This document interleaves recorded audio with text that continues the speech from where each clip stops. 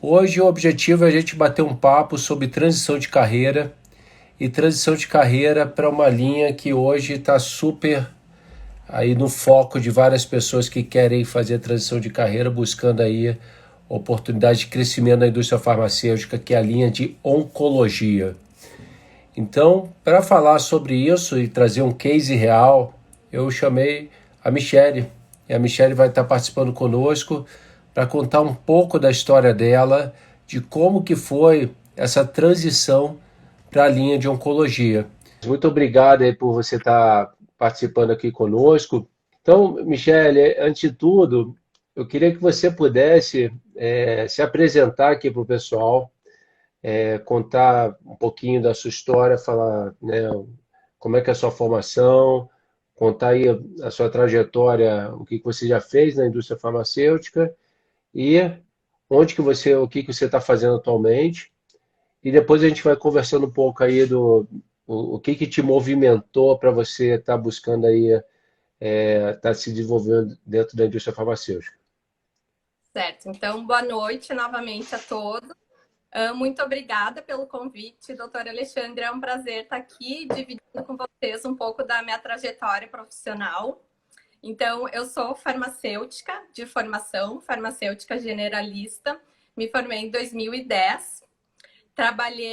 Comecei a fazer estágio, eu conheci a oncologia no hospital, fazendo estágio no último ano de faculdade.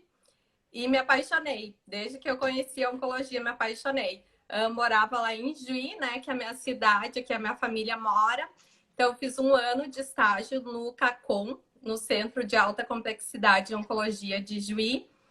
E logo que eu me formei, eu fiz uma seleção para trabalhar na oncologia e acabei sendo selecionada. Então, trabalhei por quase 7 anos no Hospital Mãe de Deus, aqui em Porto Alegre, que é um hospital privado. E Uhum. nesse período também fiz uma especialização em oncologia. Depois acabei também fazendo mestrado na URGS com doença de Crohn, retocolite ulcerativa. E tive a oportunidade de estar conhecendo no hospital a indústria, porque na faculdade é tanta coisa que a gente morando no interior acaba não conhecendo, né? Essa imensidão que é a indústria farmacêutica, né? Então, durante o meu trabalho no hospital, comecei a ter contato com diversos representantes da oncologia e me apaixonei mais ainda pela indústria, né? Vi ali a possibilidade de estar desenvolvendo mais o meu trabalho na parte técnica, tá conseguindo demonstrar mais o meu conhecimento técnico e minha paixão por medicamento oncológico. Então, comecei a pesquisar, correr atrás, buscar informações sobre como o profissional da indústria trabalhava, né? Então, saí do hospital, entrei no laboratório Teuto, trabalhei como consultora de demanda por quase 2 anos. E agora tive a oportunidade de estar entrando na Janssen como consultora da oncologia. Então, só para resumir um pouquinho assim como foi a minha trajetória profissional até hoje. Legal, legal. E assim, você teve uma experiência na parte, quando você estava ali na sua formação como farmacêutica dentro de um CACOM. Então, o pessoal aí que não sabe o que que é o CACOM, é um Centro de Alta Complexidade de Oncologia, que é onde os pacientes do SUS têm atendimento. Então, assim, é, um, é uma das. Tanto o CACOM quanto o NACOM são os locais onde esse paciente que tem aí doenças oncológicas pode ser tratadas dentro do Sistema Único de Saúde. E aí, essa sua experiência, você falou, opa, esse daqui é uma coisa que eu quero fazer no futuro. E me conta um pouquinho assim, quando você já estava numa linha generalista, trabalhando aí na Teuto, no caso, quando você começou a olhar para frente e falou assim, ó, eu me lembro que eu tive uma experiência no passado na oncologia, eu quero seguir esse caminho dentro da minha carreira dentro da indústria farmacêutica. O que que você falou e pensou o seguinte, agora eu tenho que buscar capacitação, conhecimento. Você chegou a pensar nisso? E se você chegou a pensar nisso, qual que foi aí o seu, digamos, o estalo e falou, ó, eu tenho que buscar algum nível de conhecimento adicional? Então, doutor Alexandre, foi assim, eu sempre quis trabalhar na oncologia. Então, eu entrei na indústria com esse propósito. Eu sabia que não seria fácil, porque até então eu não tinha experiência e tem muitos profissionais muito bons no mercado. E como a oncologia é uma linha especial e eu não tinha experiência, eu vi que eu tinha que me diferenciar de alguma forma. Então, o que eu pensei? Eu não tenho experiência, mas eu vou buscar o conhecimento que talvez seja uma lacuna na minha formação, com relação à saúde suplementar, saúde pública, enfim, um conhecimento mais aprofundado, né? Então, foi dessa forma que eu acabei pensando, assim. O meu propósito sempre foi trabalhar na oncologia, e eu sabia que talvez não seria num primeiro momento que eu conseguiria trabalhar na oncologia e que talvez eu teria que trabalhar em outras áreas, né? Mas eu sempre estudei e busquei conhecimento para esse mercado. Foi aí que eu conheci a Tense, né? Então comecei a pesquisar, né? O que eu poderia fazer para me diferenciar, já que a experiência eu não tinha, né? Então eu pensei, opa, eu vou estudar. Como que eu vou estudar? Eu precisava de uma ajuda, de um norte para estar me acompanhando, para estar me embasando, para buscar esse conhecimento e, no mínimo, tentar me igualar aos profissionais que já estavam na área. Então foi aí que surgiu a Tense na minha vida. Ah, legal. Eu acho que você tocou num ponto muito interessante, porque a gente vê, muitas vezes as pessoas querem chegar em determinadas posições, mas às vezes nem sabe qual que são as capacitações e competências necessárias para chegar lá. Então, quando a gente fala no seu caso aí de linhas especiais, né? Linhas especiais, para você estar lá, obrigatoriamente você vai ter que ter o conhecimento que eu considero básico, que é o chamado tripé do consultor técnico, que você tem que saber como é que é a dinâmica do sistema de saúde no Brasil, saber mercado público, mercado privado. Tem que saber também a parte de gestão de contas, porque quem trabalha com oncologia, no seu caso, mas qualquer outra linha especial vai ter que gerenciar contas, vai ter que gerenciar, no caso, hospitais, clínicas de infusão, operadoras de plano de saúde, eventualmente, dependendo da sua atuação e de cada empresa, e também fazer, entender muito bem a interpretação de estudos clínicos, porque você vai começar a se comunicar com um painel que ele começa a se tornar muito mais especialista, e esse painel, quando você olha oncologistas, hematologistas, eles têm uma tendência a ter um perfil muito mais acadêmico, né, de querer entrar mais no detalhe. Então, esse tripé, para mim, ele é essencial, são competências fundamentais para a pessoa quando quer pleitear uma vaga dessa daí. E ao longo da sua trajetória de capacitação, que daqui a pouquinho você compartilha conosco qual que foi, você trouxe um ponto muito interessante. Eu, inclusive, ao longo dos próximos dias, eu vou liberar um vídeo que eu fiz, porque o que que acontece? As empresas, elas definitivamente buscam pessoas que têm experiência. Então, eu vou falar, ó, eu estou ampliando aqui meu setor, ou tem uma vaga aberta, eu vou chamar alguém que já tem experiência nesse segmento. O fato que está acontecendo é o seguinte, principalmente quando a gente olha para essas linhas chamadas especiais, porque o número de vagas que estão surgindo, elas estão sendo em grande número. Inclusive no número que muitas vezes é maior do que as pessoas que hoje já têm experiência nesse segmento. E aí as empresas se tornam o quê? Obrigadas a falar o seguinte, ó, eu vou olhar o pessoal que não tem experiência, mas que está capacitado, que tem conhecimento. Então, você é um exemplo para mim, Michele, que foi exatamente isso. Você se capacitou, porque você, quando vai participar de um processo seletivo desse, se você não conseguir ter o linguajar, se você não conseguir estar falando a mesma língua da pessoa do outro lado, você vai ter muita dificuldade. Porque é fundamental você entender, ó, como é que funciona o sistema de saúde. Explicar na área que você está atuando, ó. Porque quando a gente olha essas linhas de alta complexidade, que o conceito de alta complexidade é muito semelhante, mas a oncologia tem sua particularidade, é um sistema público muito ligado ao financiamento das APACs. Quando a gente vai para doenças raras é diferente. Quando a gente vai para imunologia é completamente diferente, apesar do conteúdo da alta complexidade.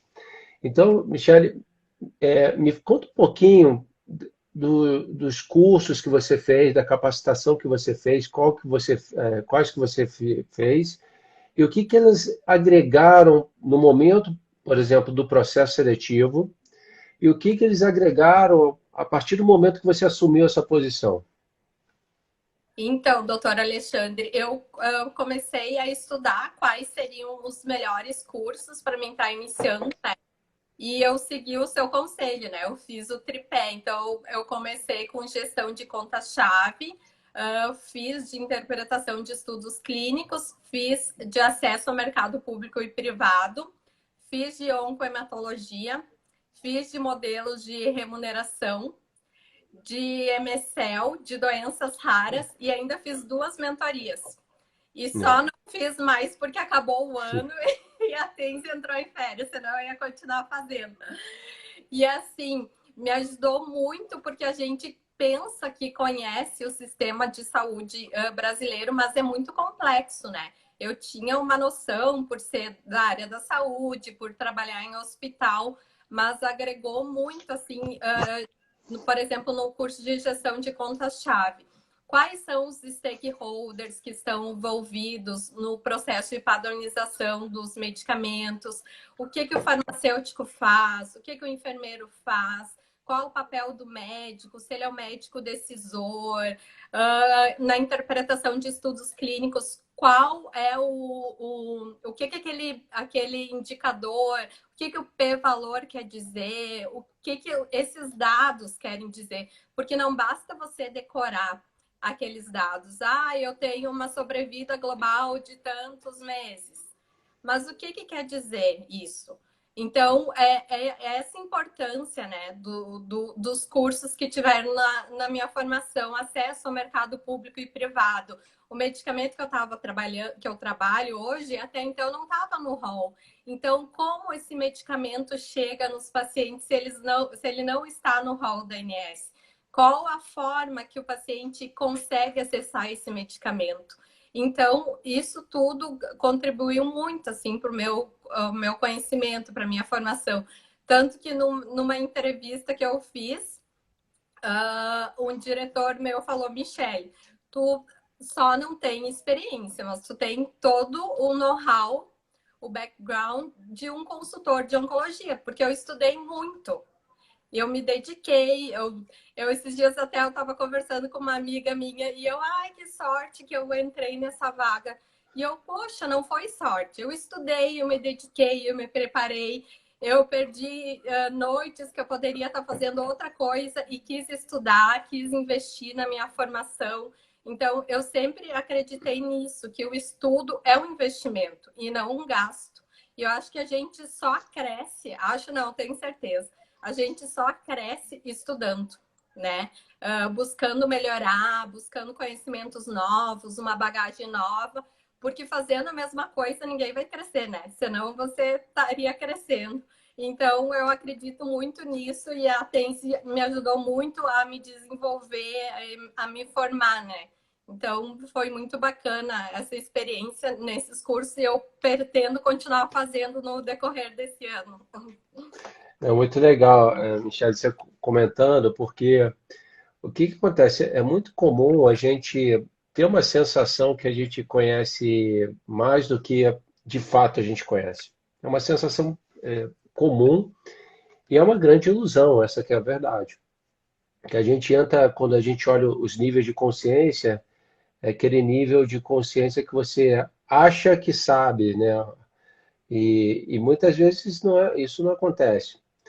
Então, principalmente para quem está no setor da saúde, e não especificamente o seu caso, que você tem formação na área da saúde, mas a gente fica com aquele sentimento que conhece, eu conheço como é que funciona o sistema público, conheço como é que funciona a saúde suplementar.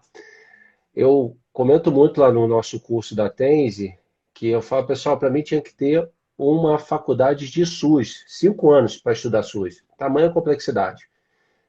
Então, assim, é muito complexo. Quem fala que sabe SUS, e assim, é um nível de arrogância muito grande, né? Porque é muito complexo, é muito complexo. Então, tem muitos detalhes, tem muita coisa que, assim, a gente nem imagina que existe. Então, a gente, quando passa do nível de consciência que você começa a entender, ó, eu sei que eu não sei, esse é um dos níveis que são dos melhores níveis de consciência, né? Que é aquele que é o incompetente consciente, né? O incompetente consciente é o cara que ele não ele sabe que não sabe, né? Ele tem consciência disso. E aí quando você fica num estágio de incômodo, opa, eu tenho que correr atrás para começar a me capacitar. Então, eu acho que esse é um ponto muito interessante, porque você começou a se encontrar nesse momento. Falou, ó, eu sei que eu não sei, e o que eu agora vou fazer para dar um próximo passo? Então, vou ter que começar a buscar capacitação. E aí entra numa questão que você falou que eu acho que é muito importante, porque nós, naturalmente, achamos que as coisas vão acontecer nas nossas vidas sem a gente fazer nada. Então, assim, tem até lá um dos filmes que fala No Pain, No Gain. Isso é uma verdade, né? Assim, se a gente não investir, botar energia, para as coisas acontecerem, e aqui eu não estou só falando investimento de pagar alguma coisa, é botar energia, literalmente, investir seu tempo. Você está fazendo investimento de tempo. Você provavelmente não vai conseguir alcançar seus objetivos se você não estiver fazendo, botando energia de fato para as coisas acontecerem. Então, eu me lembro, Michele, que durante vários momentos você estava semanas estudando conosco, se capacitando, e você botou muita energia para as coisas acontecerem. E o que aconteceu contigo literalmente não aconteceu ao acaso, né? Porque você se preparou muito bem para isso. E me conta uma coisa, Michele, quando você se deparou na função, e aí comparando o trabalho na área de oncologia com o trabalho quando você estava numa linha regular, quais são as principais diferenças e quais são os principais desafios? Eu acho que principalmente o conhecimento técnico, né? Você tem que estudar muito, né? Você tem que estar assim a par da doença, dos estudos clínicos, dos diversos medicamentos que tratam aquela doença, de como se dá o acesso, que nem eu comentei, né, no meu caso, que o medicamento até então não estava no rol da ANS. Então, é fundamental, porque numa conversa com o médico, eventualmente ele vai questionar ou vai falar, ah, mas o medicamento não está no rol, como é que eu faço? Você tem que saber o caminho, tem que saber como é que o paciente vai conseguir se beneficiar, né, com aquele medicamento. Então, eu acho que é fundamental ter um conhecimento técnico muito apurado e um conhecimento geral, assim, do processo. Como é que eu acesso, como é que faz, de que forma faz.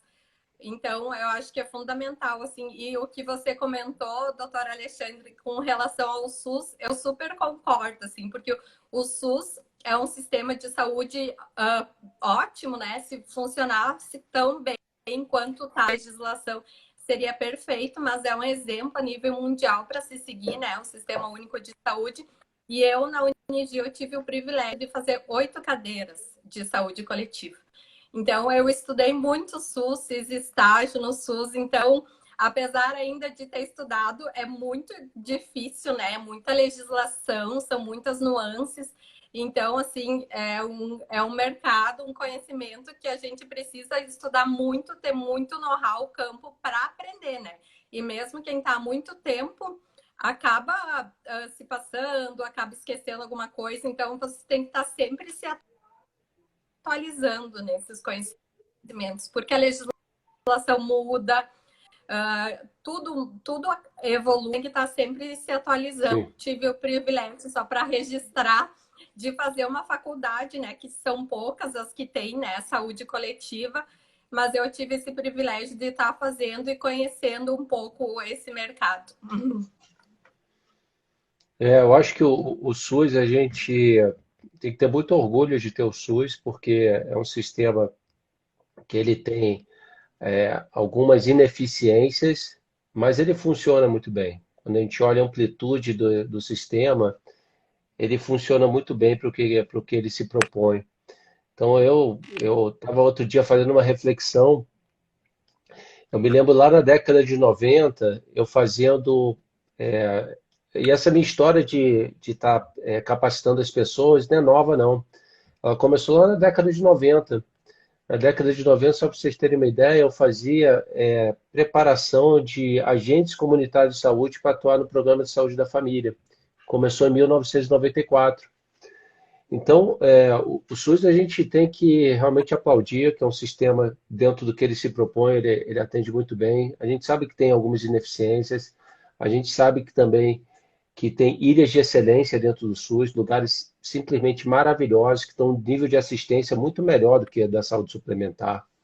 Eu acho que tem um ponto interessante, Michele, não vou me estender aqui porque o objetivo deve ficar falando do SUS, mas uma das coisas que eu acho mais importante é as pessoas entenderem que o SUS não é de graça.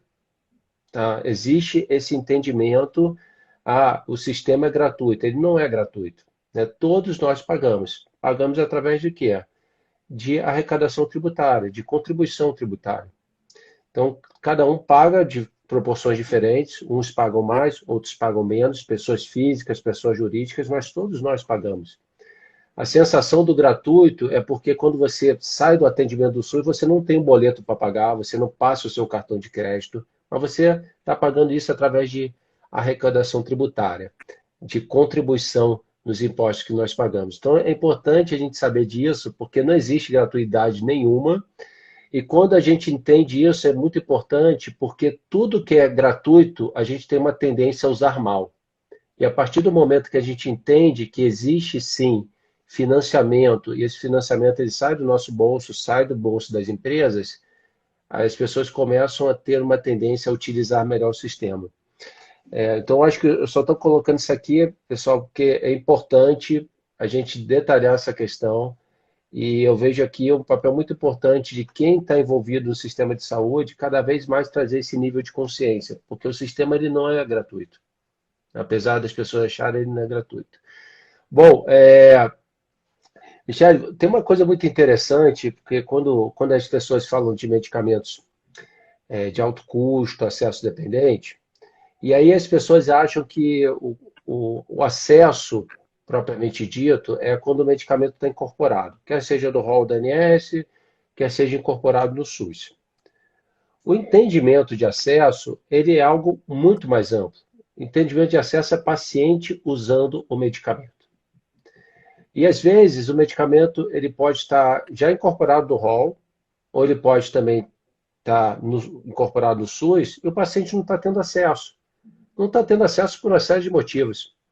Porque às vezes a documentação que está sendo preenchida não está adequada, os relatórios, ou às vezes também porque a pessoa simplesmente não conseguiu convencer o médico que aquele produto é a melhor opção. E aí entra a parte de interpretação de estudos clínicos. Porque a prescrição do médico é uma das primeiras, digamos, eu posso dizer aqui que é o primeiro pontapé para acesso é uma prescrição. Se você não tiver uma prescrição do médico, não existe acesso. Não existe. E aí o papel do consultor ou quem esteja interagindo com esse stakeholder que vai gerar a prescrição é convencer ele que aquele produto é a melhor opção. Independente se o produto está incorporado ou não. Porque às vezes se o médico estiver convencido, ele pode às vezes optar por um medicamento que não está nem incorporado. Né? E como é que está sendo a sua experiência com relação a essa questão? Você percebe esse nível aí de maior complexidade quando você vai conversar com os oncologistas com relação a estudos clínicos? Você percebe que eles te exigem mais conhecimento? Sim, eu percebo. E a gente tem que estar preparada para absorver isso, né? Então, a partir do momento que, como você disse, né, doutor Alexandre, o médico está convencido que aquele medicamento é o melhor para o seu paciente dentro daquele perfil, existem outras situações que precisam ser contornadas e sanadas para que o medicamento chegue no paciente, né? Porque, eventualmente, o medicamento está no rol, mas a operadora não aprovou. Aqui no Rio Grande do Sul, por exemplo, a gente tem autarquias, então, uma autarquia bem grande aqui no estado, que tem muitos beneficiários. Então, tem uma lista própria que não segue o rol, porque não é um convênio. Tem convênios grandes no estado, que é o que eu mais conheço, né? Que eles também têm uma indicação, uma primeira indicação, digamos assim, para aquele perfil. Então, a gente tem que estar trabalhando sempre em parceria com o pessoal de acesso, né? Porque, eventualmente, quando você está numa interação com o médico, ele fala, eu pedi tal medicamento, mas essa operadora negou. Daí a gente tem que estar convencendo o médico, né, a eventualmente estar solicitando de novo e trabalhando junto com o pessoal de acesso, né, para trabalhar com a operadora, né. Eu não sei como cada indústria trabalha, cada uma, de repente, é bem separada as equipes, enfim, mas a gente tem que estar trabalhando junto para que o medicamento chegue no paciente, senão não tem como Sim, acontecer isso de uma forma tão rápida, né? Porque sim. tem a operadora, eventualmente demora 1, 2 meses para se adequar, né? Mas, de repente, nesse período, você perde o time do paciente, né? Eventualmente, o paciente está fazendo um tratamento e tem que começar o tratamento novo em 2, 3 meses, de acordo com o estudo. Então, você não pode perder esse time, senão o paciente não vai estar se beneficiando com o medicamento, né? Então, é super importante você estar bem junto do médico, junto da equipe de acesso, para estar trabalhando para que o medicamento chegue o mais rápido possível no paciente. Sim. Muito bem dito, Michele, eu concordo com tudo que você falou. Primeiro que quando eu olho o mercado de uma forma geral, eu não tenho a menor dúvida que hoje a área principalmente de oncologia, mais do que hematologia, oncologia é um dos mercados de maior complexidade de atuação agora. Por quê? Porque são inúmeros entrantes, inúmeras empresas que estão nesse segmento. Então, assim, grandes empresas. Tem também um outro mercado de biosimilares, que está aí forte na área de oncologia também, além da imunologia. Então, ele tornou o mercado extremamente complexo e muita inovação envolvendo. Porque se você olhar, por exemplo, num período aí de 5 anos, a gente teve praticamente aí 6 lançamentos por ano na área de oncologia e de hemato também. Então, se tornou um mercado de muita complexidade. E aí, quando como você comentou, o papel do consultor, para mim, ele ser aquela pessoa que vai construir alianças tanto com seus stakeholders externos quanto os internos, e juntar as pontas para fazer que no final a coisa aconteça, que é o paciente usando o medicamento. Então tem que ter muita habilidade, sem sombra de dúvida, essa parte de definir a atuação com a equipe cross-functional, que é a área de acesso, o MSL também, que entra muito nessa parceria para estar atuando ali em situações com o seu painel de Key Opinion Leaders, que muitas vezes esses Key Opinion Leaders eles estão dentro da conta, né? Muitos deles. Então, essa atuação, para mim, sem sombra de dúvida, muito importante. E a pessoa que trabalha como lobo solitário, né, que é a pessoa que acha que vai fazer tudo sozinho, não vai conseguir fazer.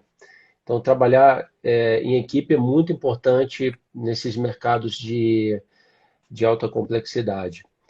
E, e te fazendo uma pergunta agora, Michele, porque existe também, quando a gente olha principalmente no lado do mercado privado, ele tem, principalmente hoje a gente está vendo aí a formação de grandes grupos de oncologia no Brasil, grupos bastante fortes, inclusive grupos que estão expandindo aí para o Rio Grande do Sul, já em Porto Alegre, é um dos maiores grupos de oncologia já, né, com operação aí. E tem também a parte comercial nisso tudo, né? Então, a gente sabe que esses grandes grupos, eles têm a parte aí que eles querem olhar margem, rentabilidade ou lucratividade do seu negócio. E hoje, nessa parte, assim, o consultor, ele, como é que ele interage nisso para poder, por exemplo, trazer uma visibilidade que determinado medicamento pode ser algo mais favorável ou não para uma determinada clínica ou determinado grupo? No meu caso, doutor Alexandre, hoje a nossa parte comercial de venda é dividida. Então, a minha equipe trabalha só com o médico e com o farmacêutico. Então, essa parte de preço, de negociação, é tudo com o pessoal de acesso. Então, é bem Legal. dividido assim. Então, mas é super importante a gente saber, eventualmente o médico é o dono de uma clínica e ele vai comentar com você, a rentabilidade minha é assim, assim, assado, eu precisava de um desconto X. Eles fazem isso com a gente, eles comentam, né? Porque muitos médicos têm clínicas, né? Então a gente tem que Sim. estar preparado para estar absorvendo isso e levando a quem é de interesse, né? Então, no meu caso, hoje é separado, mas a gente sempre busca essas informações para estar passando para a equipe de acesso. Yeah. Para mim, uma das coisas mais importantes quando a gente olha essas clínicas de oncologia, esses grandes grupos, é entender definitivamente o modelo de remuneração. Porque dependendo do modelo de remuneração, aquele medicamento pode ser algo super legal para a parte aí de lucratividade, margem, ou não vai fazer nenhum fit, né, com aquela clínica. Então, para mim, quando a gente olha esse modelo de negócio, a pergunta principal que tem que ser feita é entender o modelo de remuneração. Porque você vê, por exemplo, ainda um dos modelos mais comuns, aí que está tendo uma transição ainda, mas que é o modelo Fee for Service. O modelo Fee for Service é um modelo que ele acaba penalizando os medicamentos orais. Os medicamentos orais eles tendem a não ser utilizados muito dentro do modelo Fee for Service. Mas quando aí você começa a ver outros modelos, somente modelo de capitation, estruturas verticalizadas, acaba que esses medicamentos orais eles trazem, digamos, mais benefício para o modelo de remuneração dessa clínica. Então acaba tendo uma penetração maior. E o que que a gente tem agora de grande novidade, né, Michele, que foi a partir do dia 1º de abril esse novo rol da ANS. E esse novo rol da ANS, ele trouxe muita inovação, porque foram 69 inclusões no rol, dessas 69 inclusões, 50 foram medicamentos, e dentro desses medicamentos, várias terapias orais para oncologia. E aí, só para contar rapidamente essa história da terapia oral da oncologia, que muita gente acha que é algo extremamente novo, mas as terapias orais elas começaram a entrar no rol da ANS desde 2014. Então, de 2014 que começou a entrar as primeiras terapias. E nesse último rol, teve um incremento muito grande, porque a gente vê aí várias empresas lançando medicamentos com bastante eficácia, segurança e terapias orais, e que, quando foi lá para essa rodada do rol, durante esse período, viram que os medicamentos que iam trazer muito benefício, quando fizeram a chamada ATS, Avaliação de Tecnologia e Saúde, viu que era possível essas tecnologias serem incorporadas. E o que que você percebeu aí com relação à percepção dos médicos com esse novo rol que veio bastante terapia oral? No meu caso, né, que é o caso de próstata, assim, a gente percebe que teve uma evolução muito grande, né, com relação ao tratamento, porque há pouco tempo atrás não tínhamos muitas opções, né, para estar tratando esse paciente de próstata, por exemplo. Mas hoje a gente tem uma gama bem maior de medicamentos, então os pacientes podem estar se beneficiando de uma melhor forma, né? De acordo com aquilo que o médico achar mais pertinente. Então, eu acho que beneficia muito os pacientes, porque quanto mais medicamentos, mais acesso, eventualmente, o paciente vai ter, né? Então, acho super importante essa discussão e tá entrando, né? Cada vez mais medicamentos no rol, via oral, principalmente, né? Eu acho que as terapias orais são fantásticas. Elas trazem, além do benefício clínico do paciente, tem a questão da conveniência que é muito grande. Então, para mim, um dos grandes diferenciais, sem sombra de dúvida, essa questão da conveniência. E deixa eu perguntar uma coisa. O papel hoje, quando você olha o papel de um farmacêutico que está dentro de uma clínica de oncologia, você vê que ele tem uma atuação importante dentro dessa conta? Com certeza, tem sim. O farmacêutico faz, numa clínica de oncologia, faz a manipulação do medicamento, o preparo. Para isso, ele tem que saber a concentração adequada, o soro que é utilizado, o material que deve ser utilizado, se tem interação ou não com aqueles materiais. Ele faz orientação para o paciente, né? Como se deve armazenar o medicamento, como ele deve tomar, se é concomitante ou não com a alimentação, se ele deve tomar em jejum. Então, toda essa orientação, a gente fazia muita coisa assim no hospital, então eu tive essa sorte de estar bem por dentro da parte administrativa, de fazer solicitação para. Eu sempre fui muito curiosa, né? Então, eu sempre gostava de saber o trabalho dos outros impactava. Então, eu conversava com o pessoal do administrativo, via como é que era a solicitação de quimioterapia, fazia tabelas para as meninas estarem solicitando de acordo com a apresentação que nós tínhamos disponível no hospital. Trabalhava junto com o comercial também, fazia essa parte de verificação de preço, qual era o melhor medicamento para o paciente, verificava as marcas disponíveis no mercado. Então, é super importante, né, essa interação do farmacêutico, porque muitas vezes também não vai relatar para o médico ao diverso que ele vem a ter com aquele tratamento rapidinho e muitas vezes acaba se passando isso.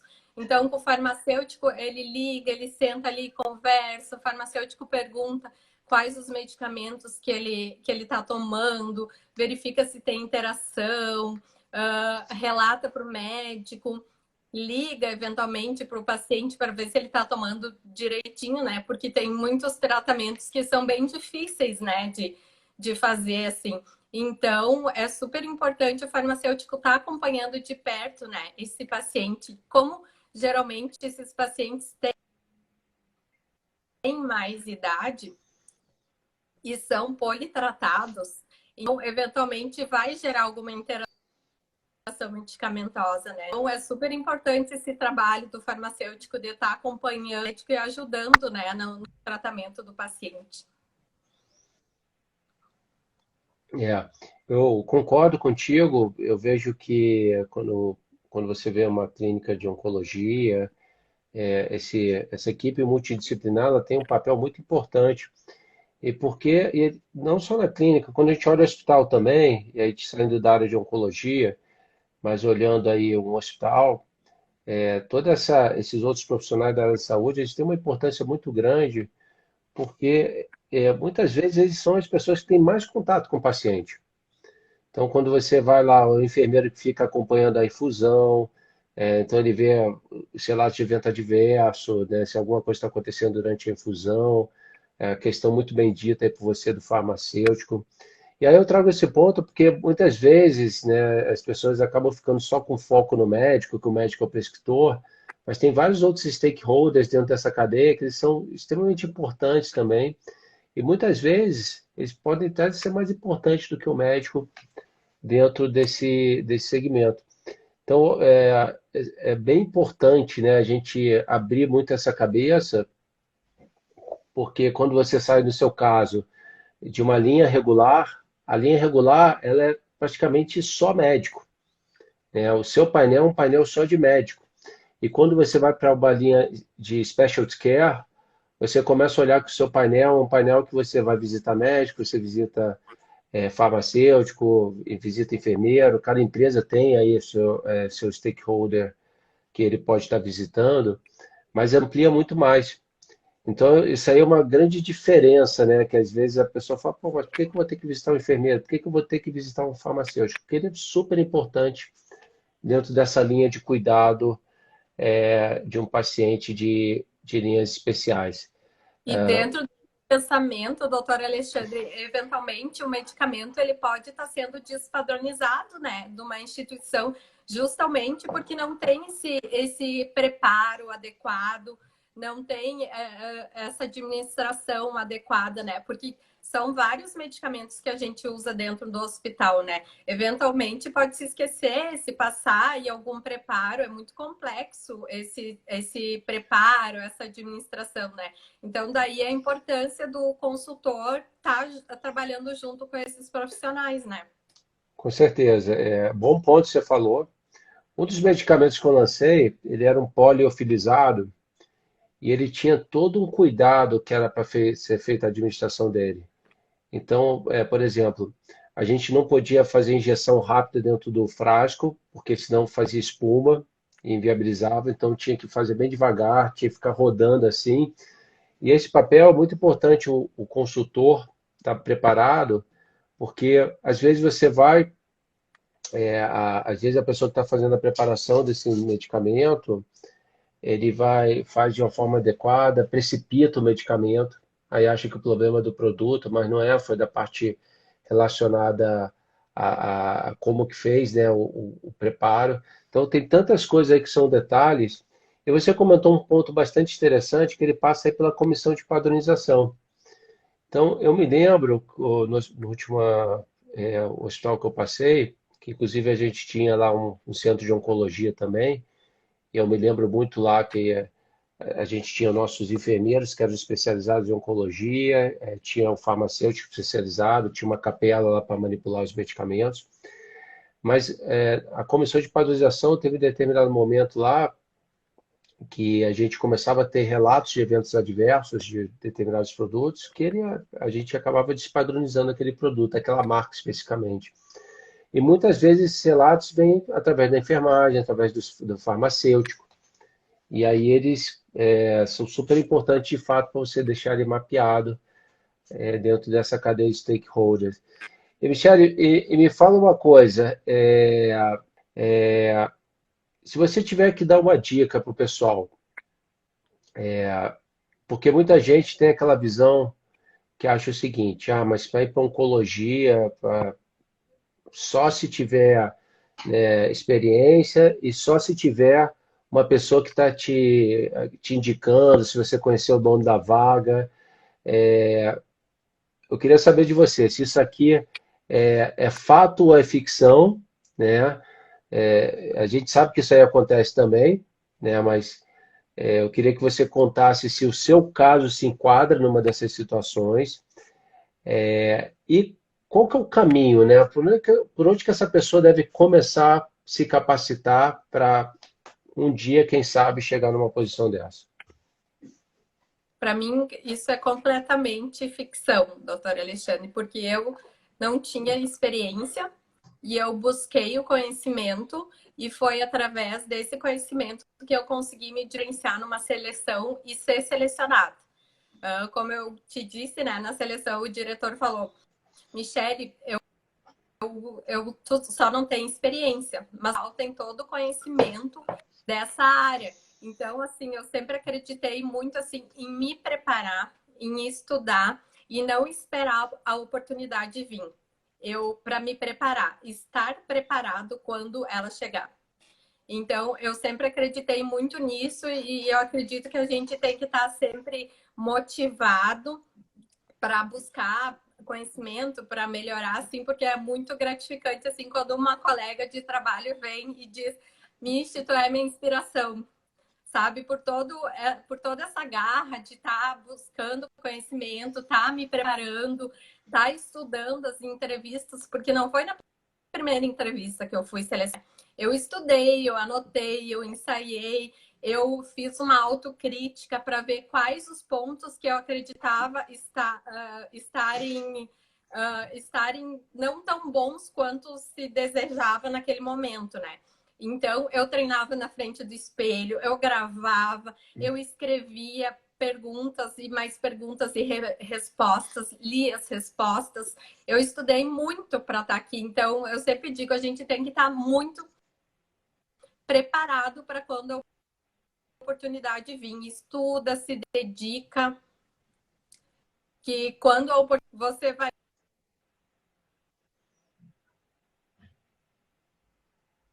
Essa é a minha dica, assim, que você tem que estudar, tem que correr atrás, tem que ter garra, não desanimar, porque os não vêm para fora. E um não é um passo mais próximo. Então é isso que eu enxergava, assim, cada vez que eu levava um não, eu tô mais preparada para chegar no sim.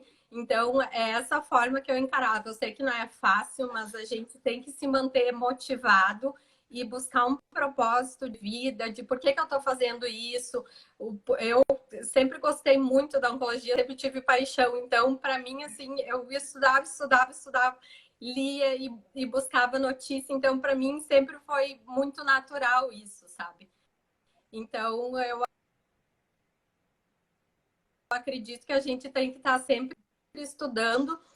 E isso que eu vejo, o diferencial, né? Que muitas pessoas que eu acabo conversando não conseguem aquela vaga porque elas não estão preparadas. No meu caso, é um mercado muito complexo, né, doutora Alexandre? Então, você não ter conhecimento, você não ter noção desse mercado, dificulta muito a tua entrada numa vaga dessa. Então, a própria parte técnica já demanda muito estudo, esforço, tem que se dedicar muito para te aprender a analisar aqueles dados, interpretar.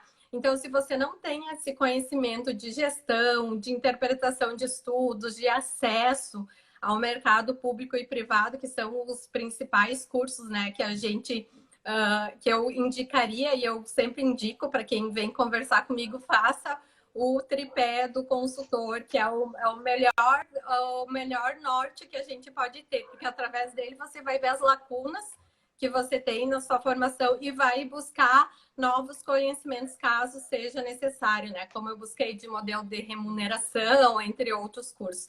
Então, acho que a gente tem que estudar muito, se preparar muito, porque é um mercado muito complexo e se você não estiver preparado, você não vai conseguir conquistar aquela vaga. Então, é essa a minha.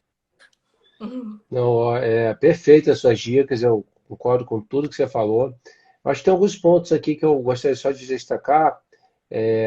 Primeiro, a questão aí que você falou, que a gente recebe muito não, e essa que é a verdade. Então, assim, a cada 10 portas que a gente vai bater, pessoal, provavelmente uma vai abrir. Então, assim, não pode desistir. Acho que acho que é a mensagem mais importante. Não pode desistir. Persistência é um dos segredos do sucesso. Você ter persistência, tá? E acreditar, pessoal. Mas assim, não adianta também só ter persistência e acreditar se você não estiver preparado, tá? Porque não adianta ficar acendendo vela para santo sempre. Me ajuda, mas você tem que fazer a sua parte, tem que correr atrás, tem que se capacitar. Imagina você vai falar com o GD da Onco e você não consegue nem falar como é que funciona o sistema de saúde no Brasil. Você não vai explicar como é que funciona, por exemplo, a assistência farmacêutica, quais são os componentes da assistência farmacêutica, como é que é o financiamento do SUS. Como é que você vai falar de como é que funciona o sistema de APAC?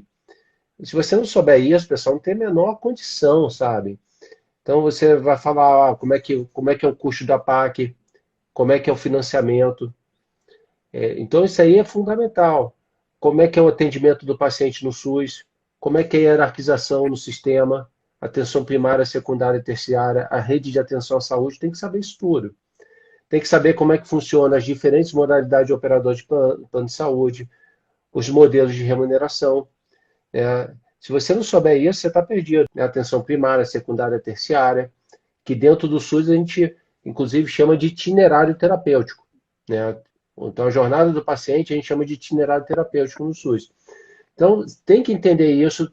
Na saúde suplementar, tem que entender muito bem né, os diferentes operadoras, modelos de remuneração, saber como é que é a gestão de contas, quem que são os principais stakeholders, diferentes modelos de conta, né, quem que são decisores, influenciadores, quem que vai te dar suporte, quem que vai estar te bloqueando. E tem que saber a parte de interpretação de estudos clínicos, porque não adianta, pessoal. Então, essa questão, quando a gente fala do tripé, né, Michele, que é o tripé, como é que ele funciona? O tripé ele fala o seguinte: não adianta você ser só bom numa coisa. Você pode ser ótimo na parte de gestão de contas e ótimo na parte de saber o sistema de saúde. Se você não conseguir convencer o médico falando o que seu estudo ele tem de diferencial, não adianta. A mesma coisa, não adianta você ser simplesmente bom na parte comercial e entender muito bem de estudos clínicos, se você não conhece a parte de acesso, não vai conseguir orientar o seu cliente. Então, esse conhecimento do tripé, ele é fundamental. É fundamental você entender toda essa parte para poder estar atuando numa linha especial. Qualquer linha especial, essa formação no tripé, para mim, ela é fundamental. Fundamental para você conseguir atuar. E uma coisa também importante, Michele, que você comentou muito bem, é a gente sempre pegar os aprendizados do processo seletivo. Perguntar o que eu fui bem e o que eu fui mal. Para poder estar evoluindo. Né, para buscar aquele ciclo de melhoria contínua. Porque não adianta você só ficar chorando e falar, pô, os caras não me aprovaram. Você tem que saber, tem que ter autocrítica, tem que ter autoconhecimento, entender, pô, como é que eu posso evoluir no próximo, como é que eu posso ir mais bem preparado. Ensaiar muito, como você falou, né? Ensaiar, ensaiar, ensaiar. Nesse processo, você vai jogar as informações que são relevantes para aquela área. Então, hoje, por exemplo, você vai para um processo de oncologia, se você não falar de modelos de remuneração, falar de gestão de contas, não adianta. Não adianta. Então, você tem que ter oportunidades para estar falando, trazendo esse conhecimento. Né? Então, eu acho que esse é o caminho. Michele, eu te chamei aqui, te convidei e fiquei muito feliz de você ter aceito esse convite de estar participando conosco, porque, para mim, você é um exemplo de sucesso. Você é um exemplo de uma pessoa que simplesmente buscou seu caminho, identificou seu objetivo, correu atrás. Tá? Então, quando o pessoal fala muito, graças a Deus, eu acho que a gente tem que ter nossa religião, mas é graças a você, tá? Foi graças a você, porque você correu atrás. Você, assim, eu me lembro várias e várias vezes você sentadinha lá, em várias turmas que a gente fez. Então, para mim, você é um exemplo de sucesso. Você é uma pessoa que, com certeza, vai inspirar outras pessoas de saber que é possível. Você chegou lá e várias outras pessoas podem chegar. Mas, pessoal, tem que estar preparado. Né? Não fique achando que você vai chegar lá do nada. Tem que estar preparado. E a Michele, ela é uma pessoa super aberta. Michele, já vou aqui abrindo aqui a possibilidade das pessoas entrarem em contato contigo, porque o network é importante, tá, pessoal? Então, se contactem com a Michele, falem com ela via LinkedIn, Instagram, que eu acho que é importante caso vocês queiram conversar um pouquinho mais com ela. Michele, eu super agradeço a sua disponibilidade. Muito obrigado por você estar trazendo o seu exemplo e que ele sirva de inspiração para muitas pessoas. Imagina, doutora Alexandre, eu que agradeço por estar dividindo um pouquinho da minha trajetória profissional com vocês. Eu fico super à disposição de quem quiser entrar em contato comigo. Eu acho que a gente, dividindo o conhecimento, multiplica para nós o conhecimento, né? Então, é super importante a gente estar dividindo, ajudando outras pessoas, assim como já me passaram dicas, já conversei com muitas pessoas já me ajudaram no sentido de falar como é que é a profissão, de ver o que é importante. Então, eu fico super à disposição de quem quiser entrar em contato comigo para estar conversando e tentar vocês da melhor forma possível.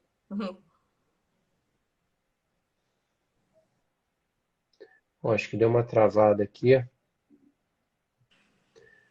Bom, deu uma travadinha, Michele, mas assim, a gente conseguiu pegar aqui o final. Eu queria agradecer a todos que nos acompanharam, tá, pessoal? E descansem também e estudem. Aproveitem para estudar também o feriado. Tá bom, gente? Michele, obrigado aí. Obrigado a todos. Uma boa noite. Tchau, tchau, gente.